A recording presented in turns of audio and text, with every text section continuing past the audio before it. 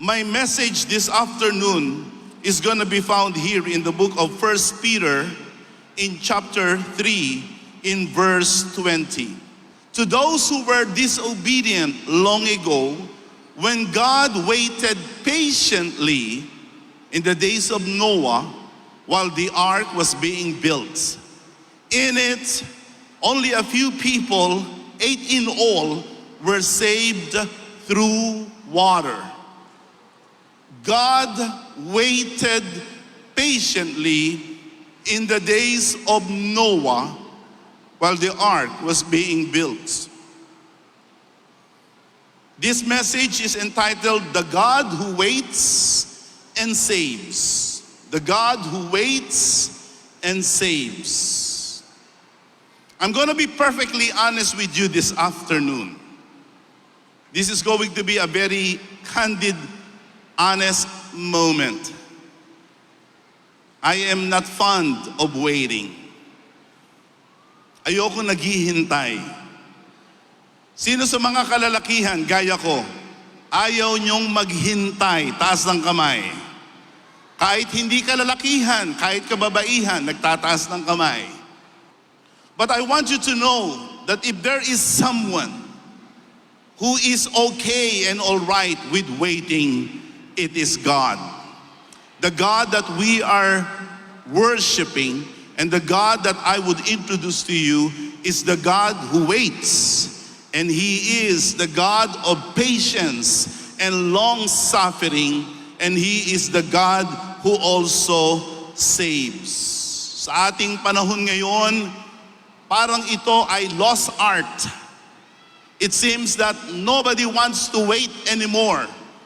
Sa pananampalatayang Kristiyano, if you are a Christian of the truest sense of the word, you know exactly that waiting is an important part of our calling as Christians. As Christians, we are called to wait for the return of our Lord Jesus Christ. Yes, you heard me right. Jesus Christ is coming back, and you can bank on it. He will not delay. It's not gonna be later. It's gonna be sooner than you think. And we wait for Jesus. In the book of Titus, in chapter 2, in verse 13, while we wait for the blessed hope, that is who Jesus is to us. Jesus is our blessed hope. Siya ang ating mapalad na kasiguruhan. At siya ay babalik. At sa kanyang pagbabalik, tayo ay naghihintay. Are you waiting for Jesus? Do you have any idea of Jesus' second coming? You need to wait for Jesus. And there is incredible blessing when you wait upon the Lord. Pag ikaw ay maghintay sa Panginoon, napakadakilang biyaya at pagpapala ang ipararating ng Diyos sa inyo. In the book of Isaiah, in chapter 40, in verse 31, it says there, but they that wait upon the Lord. In other translations of the Bible, it says there, they that wait upon the Lord shall renew their strength. They shall mount up with wings like eagles. They shall run and not be weary. They shall walk and not faint. To wait upon the Lord is not tiring. It is renewing. Jesus Christ is coming back. If you are not yet in a position of waiting, I hope and I pray that this afternoon, before you leave this sports complex, you will be able to say, now I am ready for the return of the Lord Jesus Christ. We have a God who waits for us. Merong Diyos na naghihintay sa atin. Pakaisipin lamang natin ito pang sumandali. Ang Diyos naghihintay sa atin. At ang Diyos na naghihintay sa atin ay nais niya na tayo'y iligtas. Unang ginawa ng Diyos na siya'y maghintay sa panahon ni Noe. Again, our text says in 1 Peter in chapter 3 in verse 20, God waited patiently in the days of Noah while the ark was being built. Sa napapanahong sukat, in today's measurement, the ark is actually 510 feet long. That's how long the ark was. 510 feet long, 85 feet wide, and 51 feet high. Halos 5 palapag ng gusali ang taas ng arko. At ito ay kayang maglaman ng 340 semi-truck trailers. Ganung kalaki ang arko na iniutos ng Diyos kay Noe para kanyang gawin. Sapagkat sa panahon na iyon, ang buong mundo ay dumating sa rurok ng kasamaan na hindi na makita ng Diyos ang posibilidad na magbago pa ang kasamaan ng tao sa panahon na iyon. Kaya ang sabi ng Diyos, aking wawakasan ang henerasyon na ito. Aking parurusahan ang henerasyon na ito ng isang malaking delubyo. I'm gonna send a great flood that will cover the whole earth. And this flood is a flood that no one can ever escape. Only if you build the ark, Noah, you will be saved. Kasama sa arko ay ang pamilya ni Noe. Si Noe ay may 3 anak na lalaki at sila ay may mga asawa. At kasama niya doon si Mrs. Noah. So 8 of them, together with the 6,000 animals of various kinds, were able to escape the great flood. Now, maaari niyong itanong, gaano katagal sila sa loob ng arko? Sa pagbibilang ng mga eksperto sa biblical geography or geology, sinasabi na malamang si Noe at ang kanyang mga anak at ang mga hayop at mga ibon ay nasa loob ng arko ng halos 1 taon, 370 days. Ganun katagal sila sa arko. Marahil paglabas ni Noe at ng kanilang mga anak ay nakabisado na nila ang lengguwahe ng mga ibon at ang mga hayop at ang mga ibon at ang mga hayop ay nakabisa na rin sila. Again, I do not want to bog down you with the details of this event, but suffice to say, the ark was God's plan in order to save the household of Noah. Ang dahilan, sapagkat ang arko ni Noe ay nagpapahiwatig ng isang katotohanan na hindi mapapasubalian. Walang iba kundi ang katotohanan na ang Diyos ay matyagain at ang Diyos ay naghihintay sa tao upang siya'y maligtas. Listen, God is waiting for you. God is patient with you. He's been patient with all humanity since the beginning of time. Mula pa sa panahon ng unang sibilisasyon ng tao, ang Diyos ay naghihintay na sa atin. At sa hapon na ito, patuloy siyang naghihintay sa atin na tayo ay tumugon sa Kanya. Listen to what Jesus Christ said in the book of Luke in 17. Jesus Christ actually mentioned the story of Noah in verse 26. Just as it was in the days of Noah, so also will it be in the days of the Son of Man. People were eating, drinking, marrying, being given in marriage up to the day Noah entered the ark. Then the flood came and destroyed them all. Binanggit ng Panginoong Jesus na ang muling pagparito ni Jesus, gaya ng sinabi ko kanina, si Jesus ay muling paririto. At sa kanyang muling pagparito, ang panahon na kanyang dadatnan ay gaya ng panahon ni Noe. At ang panahon ni Noe noon, ang mga tao ay nagsisikain, nagsisiinom, nagsisipag-asawa, at sila ay walang kaalam-alam na darating ang baha. There's nothing wrong with eating, drinking, and being given to marriage. But what is wrong is when the daily happenings of our lives are making us forget the more serious and sober truth about God. Yan ang mali sa tao.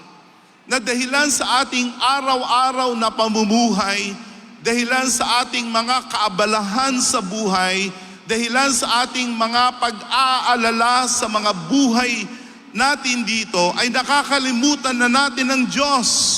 Napapabayaan natin ang Diyos. That's what happened in the days of Noah. Listen, God has nothing against eating.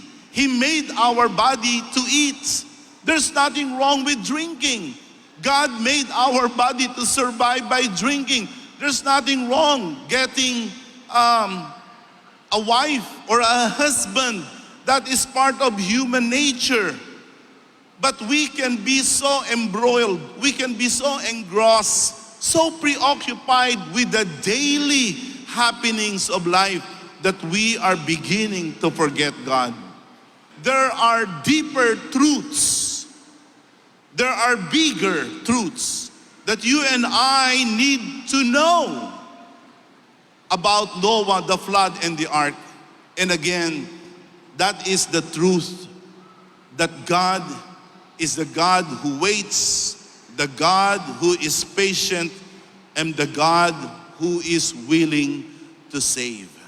Come to think of it, God, ang Diyos na magpawalang hanggan, ang Diyos na banal, ang Diyos na makapangyarihan sa lahat, ang Diyos na sinasamba, the God who is worshipped, the God who has the power of life, death, waiting for a man like me, waiting for a woman and for a man like you.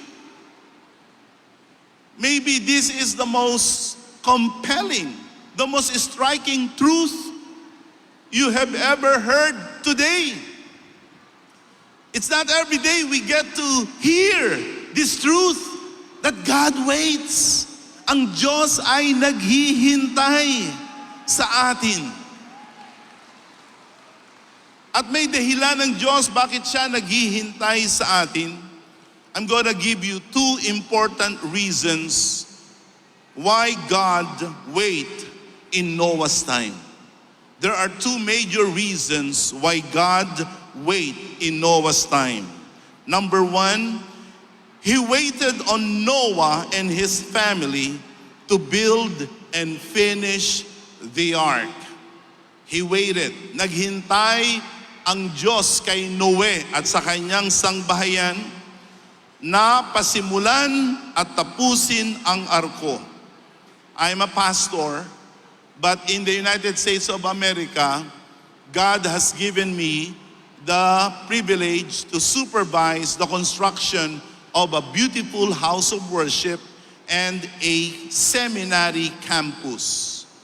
And even though it took them It took us only about 2.5 years to finish those 2 buildings, but it felt like an eternity. Parang ang tagal ng hinintay bago matapos ang 2 gusali na iyon. I have no idea how Noah did it. He built the ark with his little family. Don't you know na Diyos ang nagbigay ng specification patungkol sa arko? It was God who engineered. Ang Diyos ang gumawa ng arko na kung saan doon si Noe ay makakapunta at sila'y maliligtas. God is the one who engineered the building of the ark, but Noah and his family built it. Sa ganun ding kaisipan, ang Diyos ang gumagawa ng ating kaligtasan. In the same vein, God is also the builder, the creator, the engineer, if I may, of man's salvation. Ang Diyos ang gumawa ng ating kaligtasan. Walang tao na makapagliligtas sa atin. Kasinungalingan, yan. Walang relihiyon na makapagsasalba sa atin. Yan ay isang kasinungalingan. At hindi rin natin maililigtas ang ating sarili. Kahit gaanong kawag natin, kahit anong sipa natin, there is no way I can save myself from my sins, from my imperfections, from my evil. Only God can save me because only God is the builder and the creator of my salvation. Isaiah 59 in verse 16, it says there, he saw that there was no one. He was appalled that there was no one to intervene. So his own arm achieved salvation for him, and his own righteousness sustained him.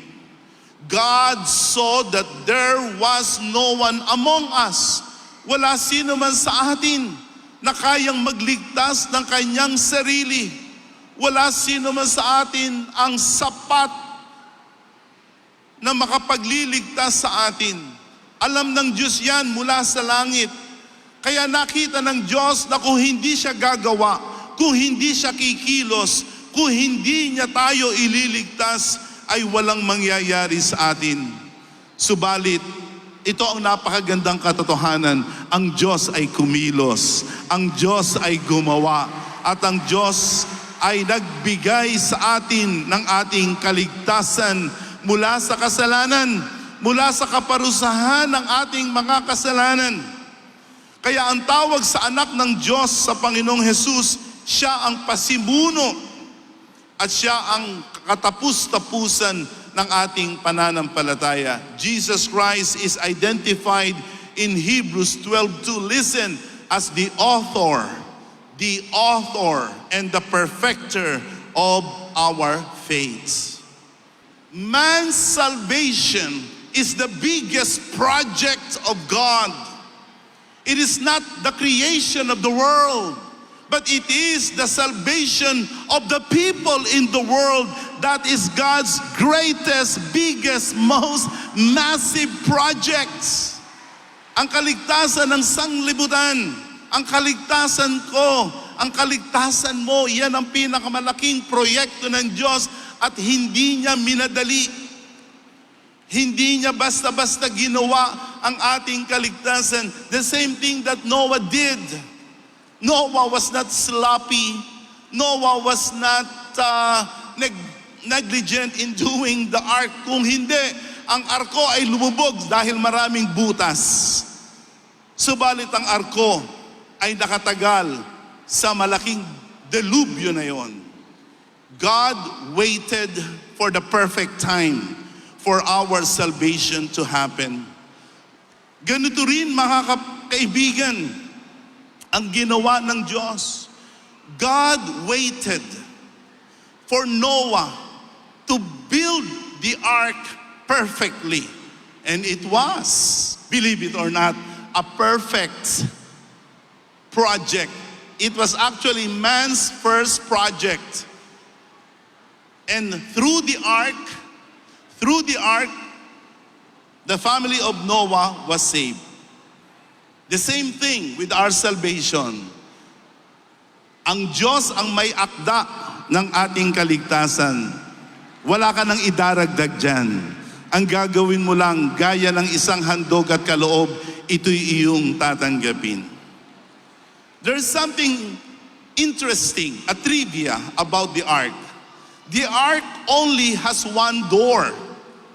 Sa laki ng arko, mayroon lamang isang pinto na doon ang mga hayop at ang mga ibon ay nagsipasok. Napakalaki ng pinto na yaon na tanging ang Diyos ang nakapagsara. The Bible says, and God closed the door. God was the one who made the door possible, and He was also the one, listen, who made the door to close. Don't you know that Jesus Christ is the door to our salvation? He's the only door that you need to enter in order for you to be saved. There are no other doors. There's only one door that leads to life, and that door is Jesus Christ. You need to enter into that door. You need to receive Jesus as your Lord and Savior. In the book of John chapter 10, in verse 9, it says there, I am the door. If anyone enters by me, he will be saved. He will go in and out and find pasture. Jesus Christ is the only Savior that you need to believe in. It is not Jesus Christ plus religion. It is not Jesus Christ plus good works. It is not Jesus Christ and another person. No. The Bible says there is only one name given under heaven in which man can be saved, and His name is Jesus Christ. He is the way, the truth, and the life. That's what Jesus said in 14:6 of John. He is the way, the truth, and the life. No one comes to the Father except through me. Hindi ka makakapunta sa Diyos sa langit sa pamamagitan ng ibang kaparaanan, sa pamamagitan ng ibang mga daan. At hindi rin sa pamamagitan mo. Merong mga tindahan ngayon, ang tawag ay DIY. DIY. Alam niyo ibig sabihin ng DIY? Do it yourself. Sa Amerika, merong tinatawag na Home Depot. Sa Home Depot, ang kabaliktaran sa atin yan ay Wilcon. Lahat ng kailangan mo sa bahay, I guess, you can find it at Wilcon. Sa Amerika, I live in America for 25 years. Anything, literally, anything you need to fix something in your house, just go to Home Depot and you will find that thing. They call it do it yourself. Listen, you cannot have do it yourself spirituality and expect that by your own work and efforts, merit, you will go to heaven. Hindi yan sariling sikap, sariling gawa. May mga tao na nagsasabi, hindi ko kailangan makinig kahit kaninong evangelist. Hindi ko kailangan makinig kahit kaninong tao, basta ako lang at si Jesus. Nagkakamali ka. At isang malaking pagkakamali yan. As far as Jesus is concerned, He alone and Him alone can save you. Would you like to be saved tonight? Would you like to go to heaven when you die? Hindi natin hawak ang ating buhay. And I'm not trying to scare you. We know this for a fact na kahit anong sandali, pwede tayong mamatay, pwede tayong tawagin ng Panginoon. When you die, are you sure you will go to heaven? Hindi ka pwede magbaka sakali. Siguro, baka naman, no? You have to be sure. And thank God, someone has already made certain and sure your way to salvation. And that is through Jesus Christ. Through Jesus Christ, God made our salvation complete. It is complete. Kaya ang sabi ng Panginoong Jesus sa krus ng Kalbaryo, sumigaw siya. Ang sabi niya, naganap na. It is finished. Finished. I am home free.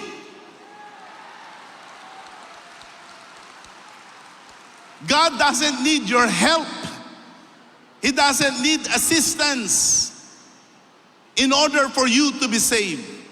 Listen, all you need to do is believe in Jesus, repent from your sins, be baptized. You will be saved right here, right now. And the last truth is this.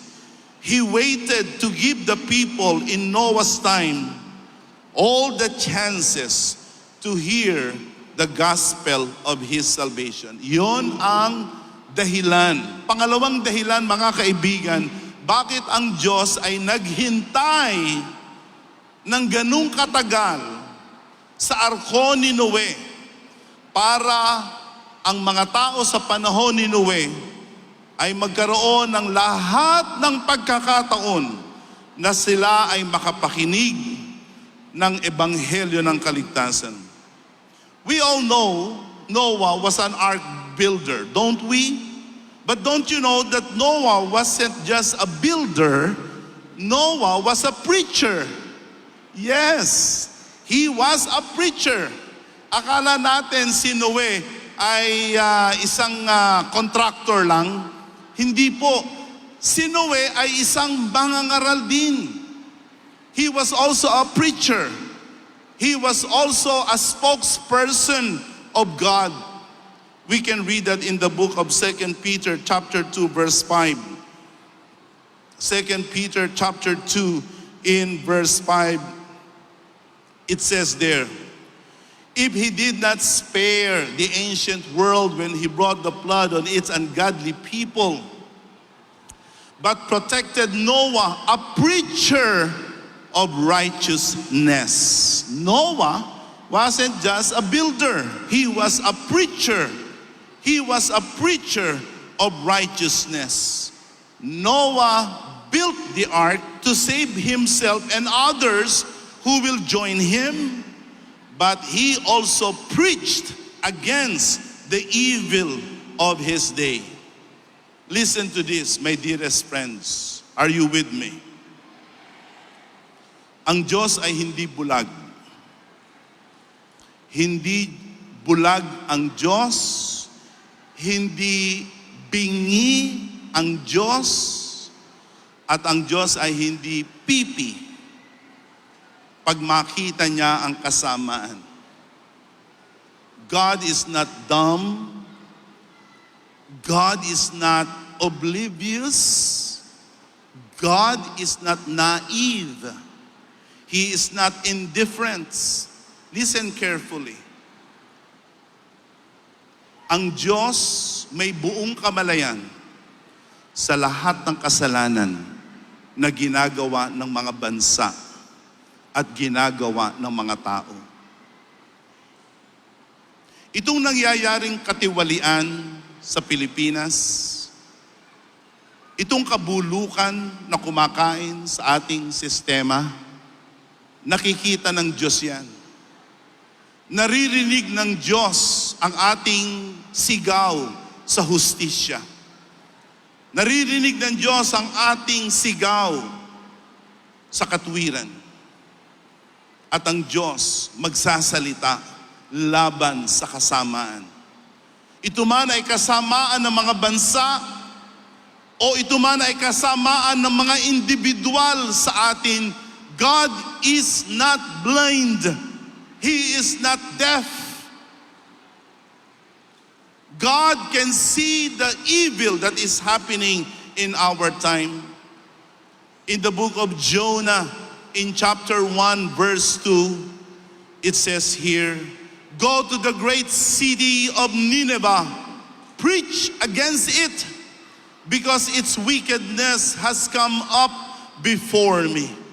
Go to the city of Nineveh and preach against it, because the wickedness has come up before me. Ang Diyos nakamasid sa atin. God is watching over nations. God is watching over governments. And this is what we say to those who are guilty, to those who are trying to escape the long arm of the law. You can run, but you cannot hide from God, because God sees the evil that you are doing, and His judgment is waiting for you. Hindi lamang mga bansa ang nakikita ng Diyos.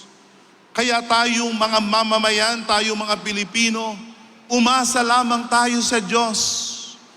Tumawag lamang tayo sa Diyos, ipanalangin lamang natin ang Pilipinas. Ang Diyos ang magbabago sa atin sa bansang ito. But before He could change a generation, before He could change our country, I must change, you must change, all of us must change. We need to stop living our lives in sin. We should stop treating God as a joke. God is displeased when we live our lives in sin.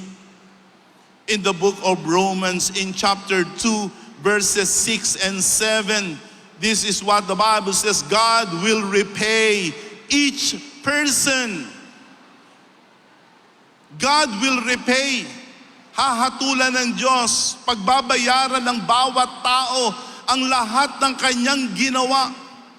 In the next verse, it says there, "For those who by persistence in doing good seek glory, honor, and immortality, He will give eternal life." And in the next verse, it says there, "But to those who are self-seeking, who reject the truth, they follow evil, there will be wrath. There will be wrath. There will be anger." Mga kaibigan, hindi natutulog ang Diyos. Hindi nakakalingat ang Diyos. Nakikita ng Diyos ang ating kasalanan. At pag hindi natin pagsisihan ang ating mga kasalanan, pagbabayaran natin yan. This is something that you need to understand. Whether you accept it or not, tanggapin mo man yan o hindi, mayroong pagbabayarang kasalanan. The Bible says the wages of sin is death. If we do not possess salvation from God, we will pay for our sins. But why pay for your sins when someone has already paid for your sins? Hindi mo na kailangan magbayad sa iyong mga kasalanan. Mayroon nang nagbayad sa iyong kasalanan. Mayroon na ang Panginoong Jesus. You do not need to be indebted to God, because someone has paid your debt. Someone has paid your dues. His name is Jesus Christ. And this is what the gospel is all about. This is what I am preaching to you right now. I am preaching to you right now the gospel. Ang tawag sa ebanghelyo ay mabuting balita. At ang sabi sa banal na kasulatan sa aklat ng Roma sa kapitulo 1 sa talatang 16, hindi ko ikinahihiya ang ebanghelyo, sapagkat ito ang kapangyarihan ng Diyos sa ikaliligtas ng mga sumasampalataya. You can be saved. And God is waiting for you to be saved.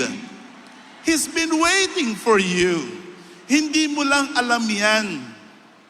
Hindi mo lang nakikita yan. Pero sana sa mga sandaling ito, napagtatanto mo na kaya pala hindi ka pa namatay, kaya pala hindi ka pa nabaon sa lupa, hinayaan ka ng Diyos na makarating sa lugar na ito sapagkat sa lugar na ito, hinihintay ka ng Diyos.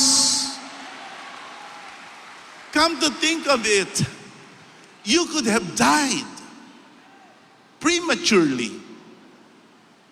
You could have been somewhere else. The mall is just right across this venue. You could have been there. But you're not there. You're here. Andito ka, may plano ang Diyos sa iyo. Naghihintay ang Diyos sa iyo. He's been waiting for you since you were a child. You could have been swallowed by your problems. You could have reached that point of beyond reform. But no, God did something to bring you to Him in this crusade. He used this crusade to bring salvation to you. He's waiting for you. But don't keep Him waiting. Naghihintay ang Panginoon, pero wag mo nang pagtagalin na paghintayin ang Panginoon. The Bible says, today, if you hear His voice, do not harden your hearts. Alam mo, mga tao, sa panahon ni Noe, kaya sila ay nalunod lahat, ay sapagkat hindi nila pinakinggan ang pangangaral ni Noe. Sa hapon na ito, huwag maging matigas ang ating puso. Salubungin ang Panginoon na naghihintay sa iyo at siya'y magliligtas sa iyo. Ano ang ating gagawin? 3 ways. Number 1, believe. Sumampalataya. Sumampalataya.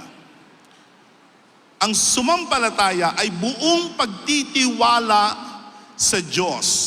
Buong pagtitiwala. I'm almost done. And thank you for bearing with me. I travel around the world.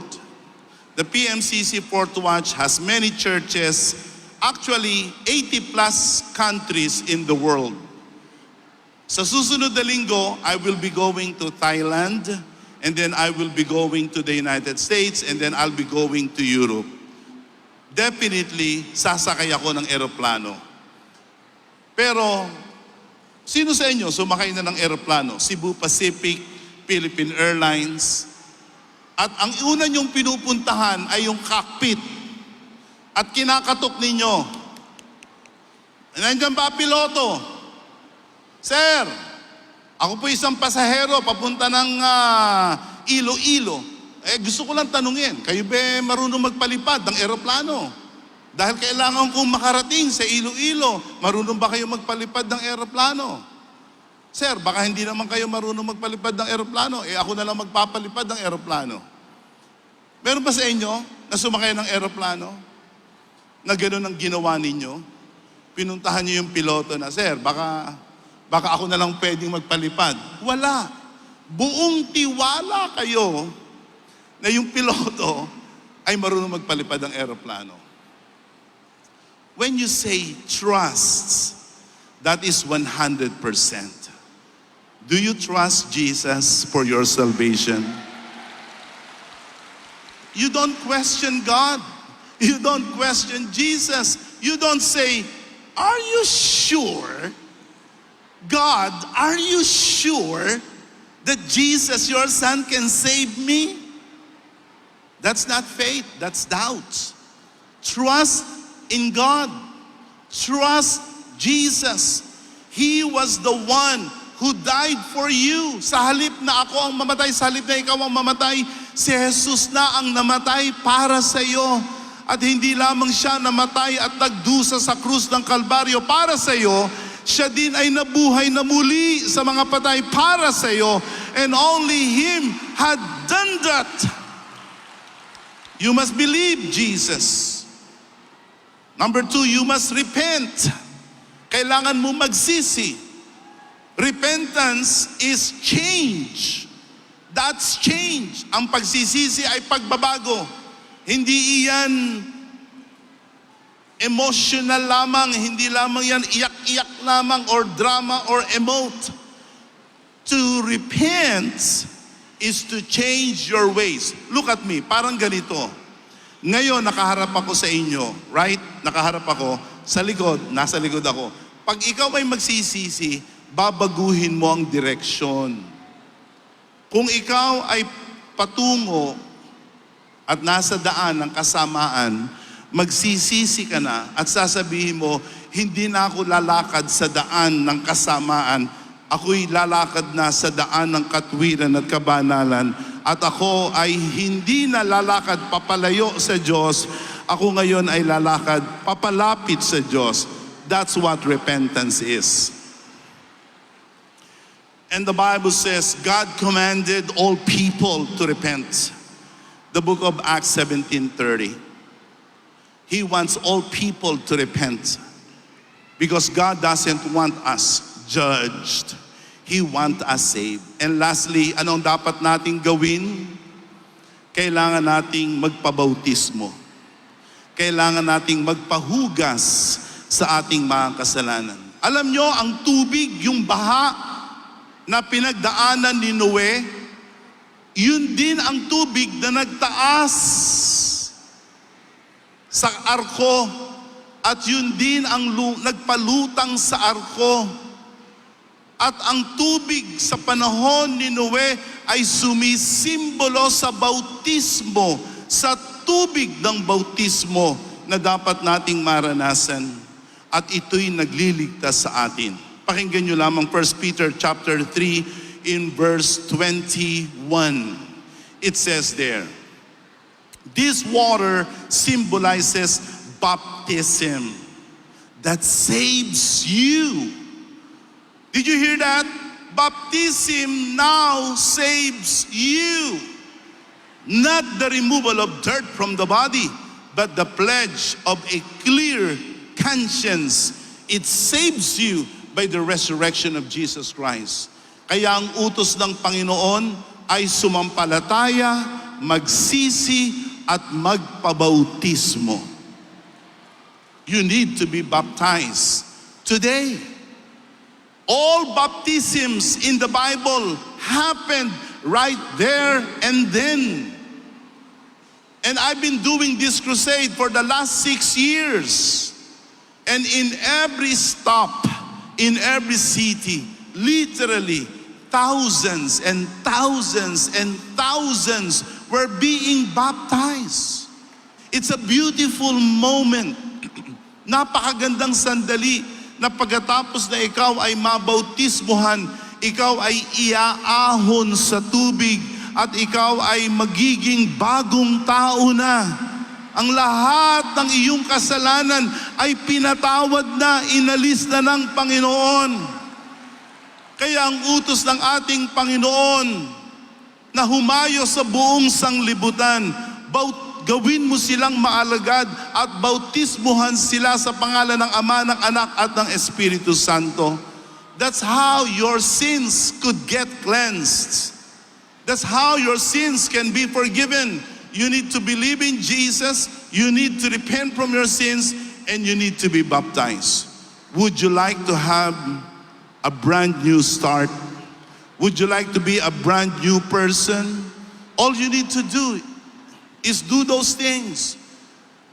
All you need to do is repent from your sins, believe in Jesus, and you will be saved. And we have come prepared for you. Ang kagandahan dito sa Caloocan Sports Complex, there is a swimming pool, I believe at the back or at the side, on this side, and we're good at it. We will take care of you. You will never regret it. And thousands and thousands and thousands have done that already in the past years of this crusade. Tonight, why don't you try to receive Jesus, the God who waits and the God who saves.